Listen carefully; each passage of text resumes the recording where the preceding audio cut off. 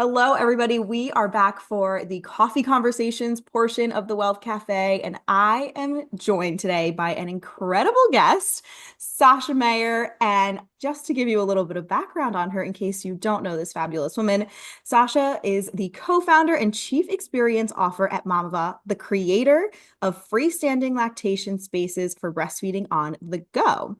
Sascha is recognized as an expert on lactation, space design, family-friendly workplace policies, and social entrepreneurial leadership. We are going to unpack so much of that today. Her career in design started at JDK, now Solidarity of Unbridled Labor, where Mamava was incubated. As strategic director, Sascha designed and facilitated multidisciplinary, say that 10 times fast, creative collaborative sessions with brands including HP, Levi's, Lululemon, Nike Women, and Seventh Generation. What an incredible background. Prior to joining Solidarity, Sascha served as assistant press secretary for former Congressman, now Senator, Bernie Sanders. Sascha is also the host of Bodacious Optimist, a podcast focused on design brand advocacy and the people who have inspired her entrepreneurial journey. I love all of that, and we will be sure to link your incredible podcast in the show notes here. But welcome, Sascha. I'm so happy Thanks, you're here. Caroline. Yeah, I'm happy to talk to you. So you and I had a little pre-conversation kind of mapping out some things we wanted to talk about. And let's start with your founder journey. You have had an incredible journey. I covered a little bit here, but you you've changed the space, literally. Literally, figuratively, for women in the workplace. So let's talk a little bit about, and I'd love for you to just share the story from your point of view of how you were inspired to create Mamava. Yeah, so thank you for the great introduction and the trip down memory lane. It really came about from my own experience as a breastfeeding mom, and I loved my job working for the design studio. We're based in Burlington, Vermont, and all of those fabulous clients were elsewhere. So I was constantly on planes and in conference centers and in airports. And when I returned to work after having my kids, I wanted to continue breastfeeding. And the only place, usually at that time, this is now 20 years ago, that I could find that was private to use a breast pump was usually the restroom. Mm. So the place that you're making food for a new human, designed for the exact opposite function and not sanitary at all. Yep. And coming from a design background, really wanted to figure out a design solution to this problem because it was so fundamental, right? Like everybody needs to eat, and there's no design around this function of pumping breast milk. And I saw more and more that it was a challenge for other people. It was sort of a hidden problem. Hmm. But you mentioned I was at a meeting at Hewlett Packard where we were facilitating offsite, and there was about maybe 15 people there, so not that big of a meeting. And we would take these breaks, and I would notice it wasn't just me who was like slinking away with this crazy black bag that had my breast pump in it. It was two other people. So a relatively small group of people, and there were two other people in this 2 day session that were also kind of figuring this out and struggling it. So there's a number of those aha moments that make you say, like, there's a project here at the very least. Hmm. And then eventually there's a business here where we can, solve it for the mission that we have, but also make a successful business out of it. That's what I think is also so different about your business is it comes from, and I find that the best businesses typically do from you're solving a problem, but you're also on a mission, right? Is that just to pick out that one word you said is they're slinking away to the bathroom, right? And it's Yeah, almost this like taboo. And I remember when I right. worked in a corporate office in Manhattan, it was always that like the whisper of like, oh, there's that person go. And it's like, this is part of life Yeah, in the right. most basic form, right? We all have to eat. And so you're right. And people, you have women now going into bathrooms that are dirty or not sanitary, even at a basic function, to kind of almost be hidden in these places and creating a whole different dynamic. Yeah, and I think the social my degree in from the university is actually sociology, and I think the brand strategist and design person in me was like, oh, we got to bring these things together to start the conversation, to make it visible and a more comfortable conversation to be had to start solving the problem. So as long as it remained hidden, it was nothing was going to change. Yeah. Can you talk a little bit more about how you, because like you have the adorable, I'll call it the mini version of the pod behind you. Where did you get, and talk me through the process of, okay, we know this is a problem, what, how, and the timeline and what it looked like to fully come up with the cute pod that you have behind you. I'm sure there's a lot between where you first had that idea, Oh. the offices, to the prototype sitting behind you. Yeah, I'll try to fast forward that. This is permission to have your entrepreneurial ideas have a slow roll for those out there who have them. So my youngest was born in 2006. And that's when the idea first sparked. And then in 2008, I pitched it to my employer in the design studios, and we were working on design solutions that we could own whole cloth, Mm, right? So we were working for clients, but we said, let's do our own projects for problems that we see in the world. So then I said, we have to design a lactation pod. mhm. And we noodled on it. We worked on it in our free time, which was very little because you're always working on your client projects. And if Yeah. we'd have like a couple weeks, we'd, workshop it and get a little bit closer. And then in basically between 2010 and 2013, it was almost like culture caught up. So the Affordable Care Act got passed in 2010. And within the Affordable Care Act, there was much more robust legislation protecting now hourly employees' ability to take break time and to have a private place that wasn't a bathroom to pump. So Mm, that's really where the business case happened. And, we prototyped, we networked. Long story short, we ended up working for a company that did kiosks in malls. We said, here's the interesting. brief. And they delivered back essentially this idea of that curved shape. And when we saw it, we said, that's it. Um, and we loved the fact that it actually stood out in the infrastructure and architectural landscape of an airport or a mall. The curved shape was something that said feminine. It almost could read as breast or pregnant or that kind of idea.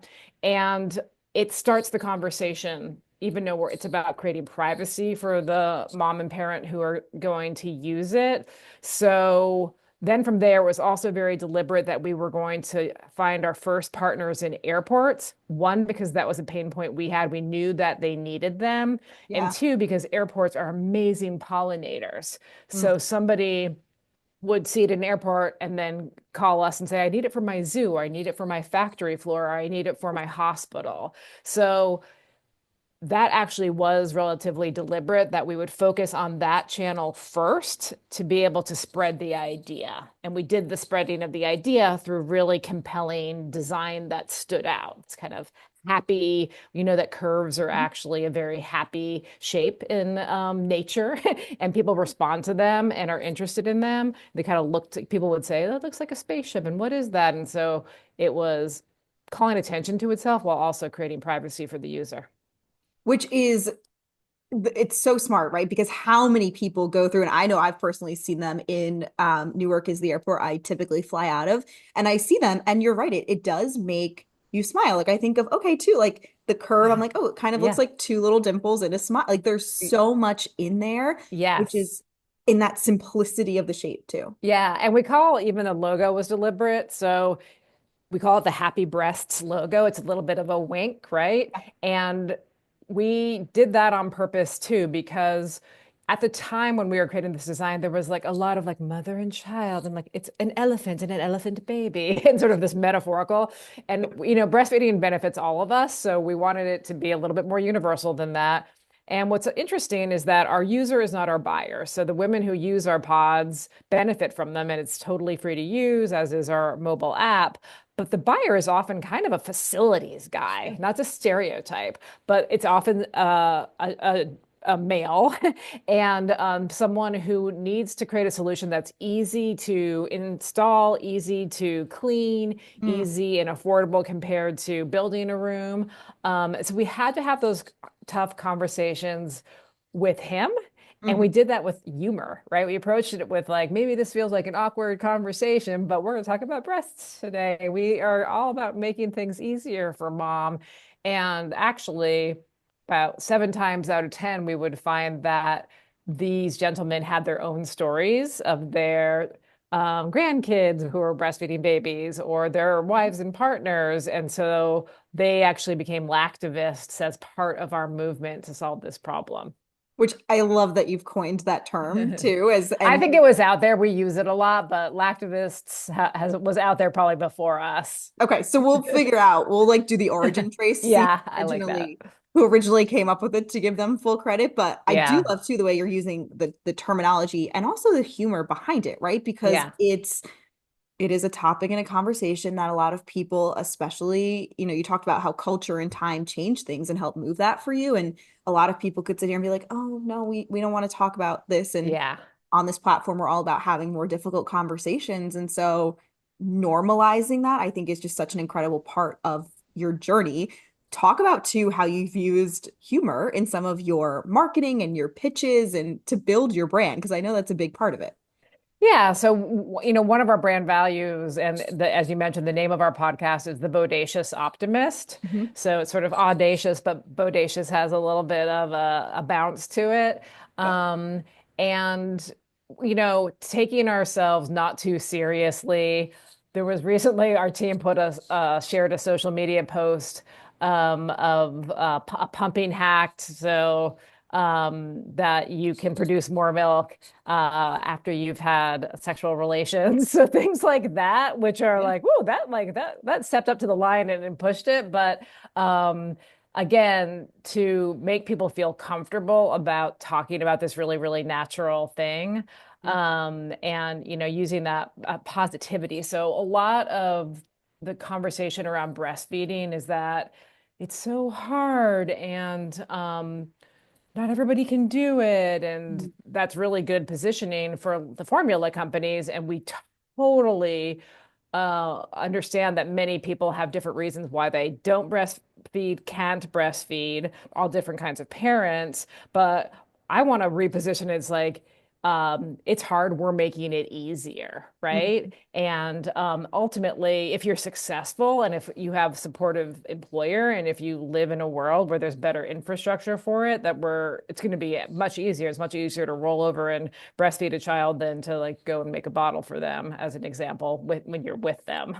And then, of course, there's just so many benefits to breastfeeding. So it's like an intervention that is preventative. And I think there's a lot of language, especially right now, which is a good thing about what are those easy things that are more preventative that we can do for the health of our populations. And it's interesting because we all have our own journey every step of the way, right? And Yeah. so it can be argued, it's like, oh, well, you're only supporting people. This is what you're doing, right? Like, this is your specialty and your Yes. niche is supporting Yes. these women in what can also be a very solitary time in their lives, right? Like, Yes. you were alone in that bathroom, or the other three women that joined you in that bathroom, you're all in this same part of life. And I think, too, by Yes. not just building the pods, but doing the social media and everything that you're creating, the conversation around it removes a lot of that solitude.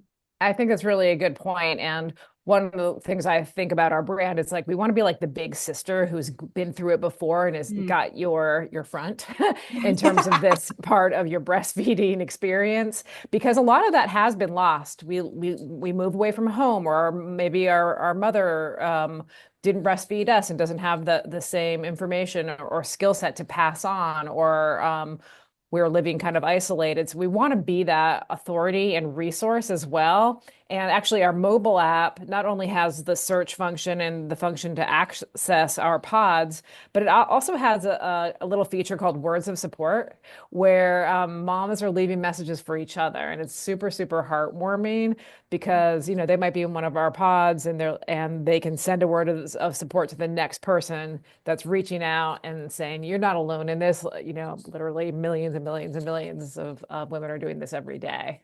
That is so cool. So is it, and Mhm. I haven't been on the app, but Yeah.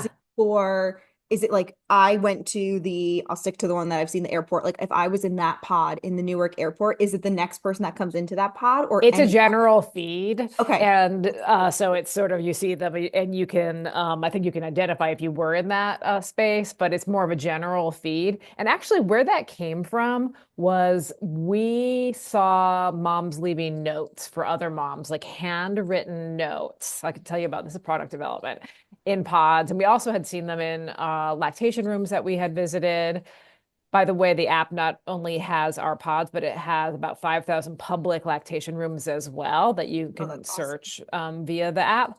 So we saw people leaving notes, and then we actually created, I happened to be using some sticky notes called words of support. So when I went to travel to, sell our pods, or my colleagues did, we would leave these sticky notes in the pods. And then we would go to certain pods and we would see them covered on the interior with sticky notes and other people's sticky notes. Okay, that's a fire hazard. It's super cool. So We love then this, but yes. So then we migrated it to the app. So that's a story of product development too. Like you learn from your markets. And I think it's super heartwarming to actually have that tangible artifact of the notes, but it was getting a little bit hard to manage. And Mhm. so we migrated it to the app. And that's also the part that just product development, but also too, it Yeah. gave you the idea of, wait, we have a community here, right? Like so many Yeah. people would look at that pod and Yes. be like, oh, this is just a pod that sits in an office or a store or an airport, whatever it might be, or a mall.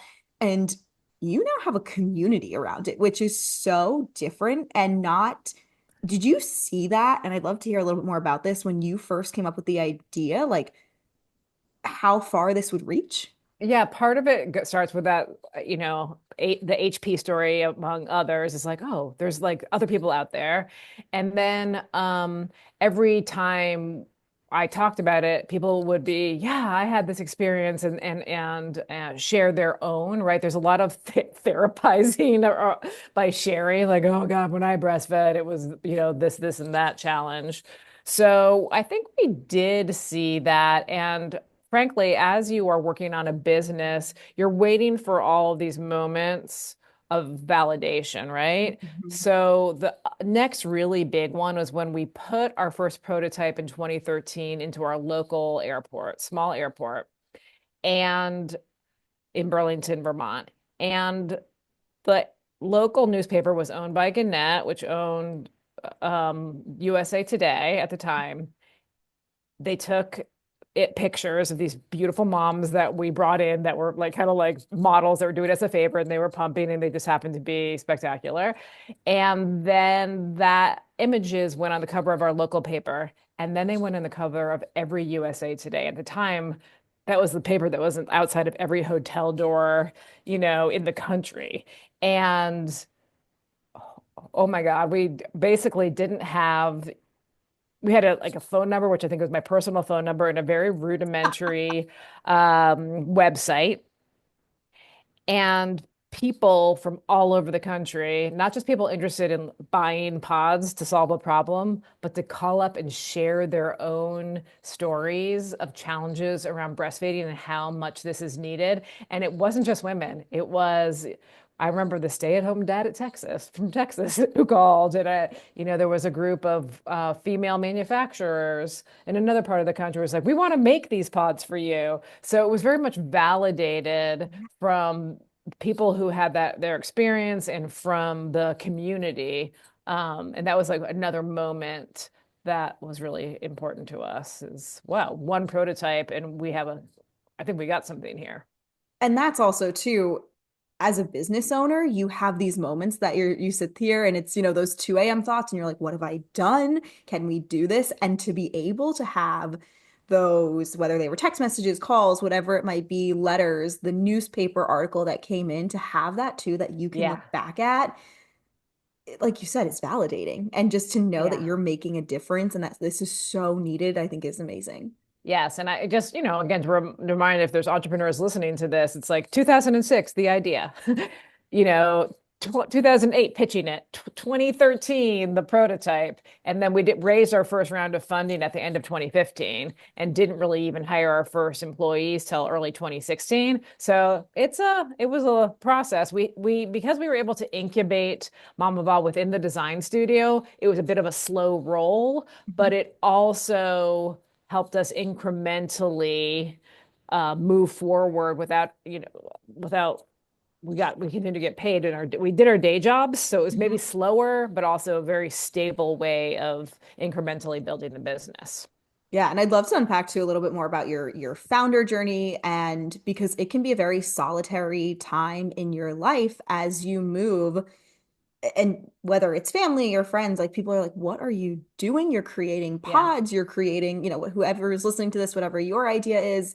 Um, Tell me a little bit more about how you were personally feeling. I'd love to zoom in on when you were transitioning from, okay, we're going to leave our day jobs and actually really go into this. We have something here. What was that time in your life like? Yeah, so let me step back a little bit back to the isolation and the founder journey. So definitely I was the internal advocate and came up with the idea, but very early on, I knew I needed a left brain complement to my right brain creative.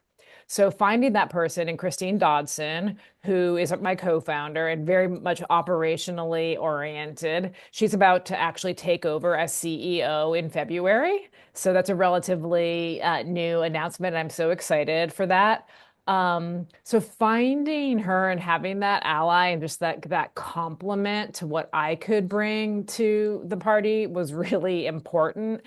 In terms of that isolation, being really open about the idea, I think of it as almost like a weather front or a hurricane is like you're fueling it with each new type of weather and energy that comes into it, and it gets bigger and bigger. So I think there is an inclination to hide your idea. Somebody might steal it. And you know Mm, what? If it's that easy to steal, then it's not a good idea.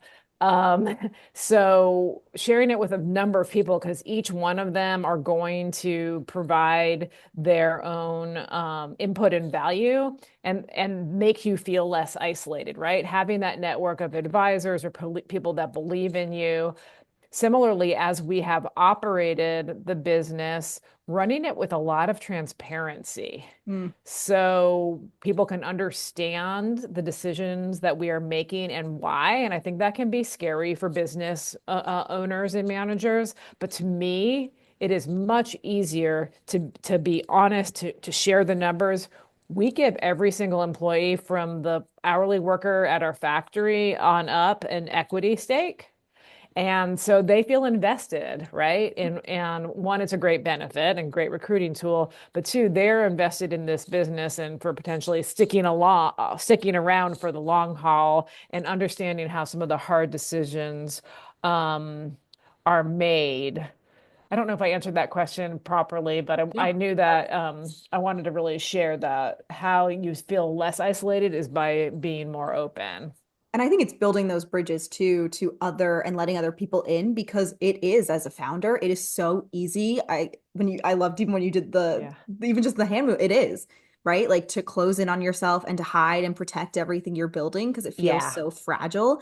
So to build those bridges to other people and say, hey, no, we want your input. We want, because everyone has, even too, when you mentioned your co-founder, everyone has things that they are incredible at and that you need other people's um input and their Yes. thoughts. And I always say, like, take what you like and leave the rest. If it's not Yeah. everybody is going to have the best input, but you do need other voices and opinions. Yeah, and I think that also because we are creating a whole new category, this really didn't exist before Mhm. we did it. It was just validating. We needed that validation along the way. But it was deliberate. So I knew that I had weaknesses We all and that do. I needed a complementary kind of brain to balance that out. And I think, you talk about it's been a long journey, but it's also been sustainable. And I think you've done it very strategically where you weren't like, oh, I just need to hire this person and then I need to go do that. And then I need a co-founder and then da da da. And we get that crazy energy. It feels like Right. you were very strategic. Like I said, I don't want to use the Yes. word calculated. That normally is a negative connotation, but you were Yeah. very thorough and researched, okay, this is the person I need to complement me to really make this something different because you're so rooted in your mission. Yes, and I think that you were asking a little bit before too, in terms of from idea to bringing it into a full-fledged business. It's capital intensive, right? We're not just a tech company. We do have this mobile app, but we also make pretty expensive pods. So the needing to raise funds in a very cautious way. We actually Mhm. have investors that are mostly local, and have been very conservative about the money we bring in because we want it to be useful. So usually those folks have a say, and we have wonderful early investors who've been along for the journey and are patient with us. Um, and we didn't want to over raise in terms of our funding because then you have just a complicated cap table and many Mhm. stakeholders to answer to. Yes. So I would always, again, advise, raise as little money as you possibly can from outside investors, because it makes things easier ultimately. And that's where we are. Especially too and I'd love to dig into this, is where you want to go next, right? And what Yeah. it means. It's very different when you have a company you've accepted funding, right? So you have a different, Mm, and this is, I love your advice too around being cautious and yeah. very thoughtful in how much and who you raise the money from, because when people are investors, they now have an opinion and a say, and you do have some level of having to answer to them for both positive and negative moments in the business, which can be Yeah. great, but it is something you have to be thoughtful of. So, what is next? What does the future look like? So one of the things that happened with our business is that, and with many others, is that pandemic really sliced out about 2.5 years of where we ordinarily would be growing and developing. We were not stagnant, but one of the things that happened was the primary source for inbound leads was people actually seeing the units. And Yeah. so nobody was going to stadiums or airports and so on. Um, and then the channels that we were working in, also selling into public places, into workplaces and offices, they changed radically. So the business then pivoted more towards where the essential workers were, and they were also very busy. Healthcare. Luckily, we had a strong footing in manufacturing and warehousing. Hmm. So we stayed strong and sort of flat and then started to grow again through the pandemic, but it was sort of this time that we lost, frankly, and I'm sure a lot of other businesses did. So now we are back stable, growing again. And where we're focusing really is actually back to the mission. Mm. So more leaning into the stories of the benefits of breastfeeding, how the mom herself actually feeds our flywheel Mm. to influence public places and to influence her employer, and then expanding our mobile app to do more things for us and for the user. So obviously it's going to continue to be free, but we're adding a scheduling modular for private businesses. It's already in pilot use. We have expanded to create a lock system, like the same locks that are on our pods that are now going to lactation rooms. So let's say you're a facility that has some pods and some lactation rooms, Yeah. you get the same benefit of search and managed access. And then working to provide more actual clinical lactation support via the app. So that's in very early prototyping actually. So you might be in a pod and having a question, and you can be able to Mm. connect through to a virtual lactation consultant via our app. So more of those things we believe move the mission to support breastfeeding. And if there's just more infrastructure, there's more support that we're actually going to see the numbers of parents who are able to breastfeed for as long as they want increase.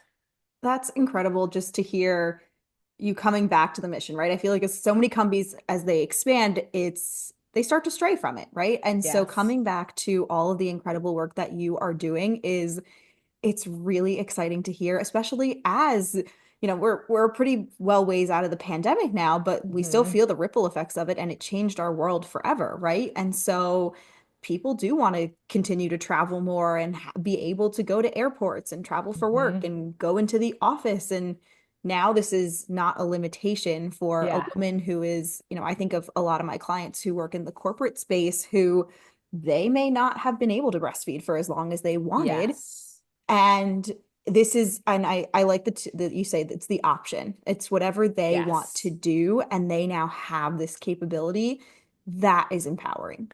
Yes, and I think that a small silver lining from the pandemic, there's an expectation to be better supported as the full human being you are, even if you're going back to the office.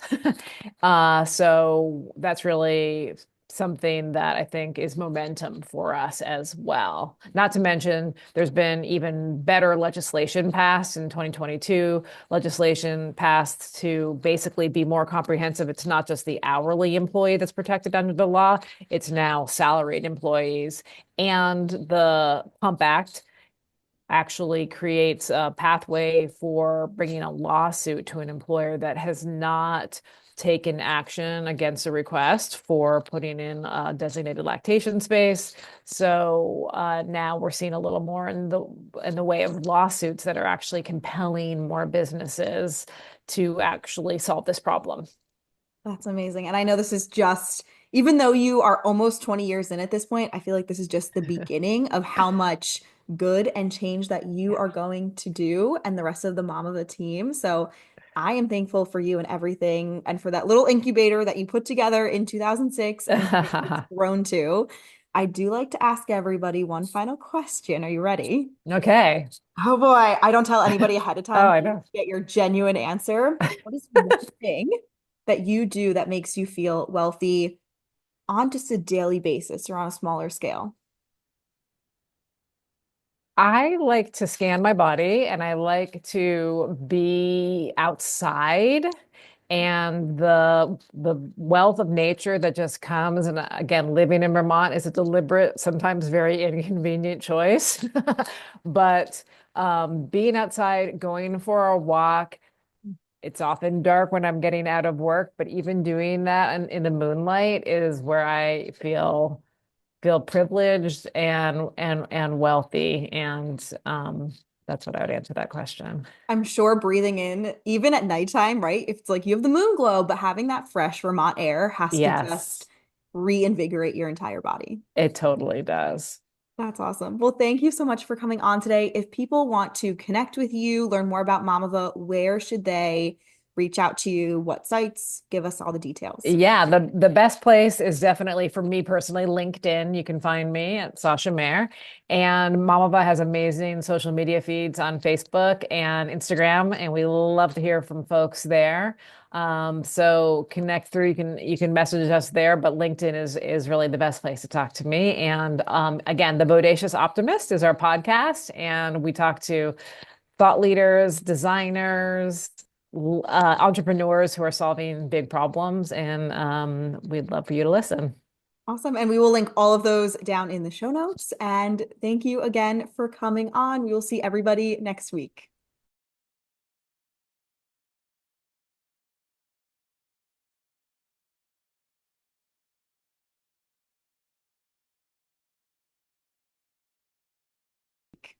Bye.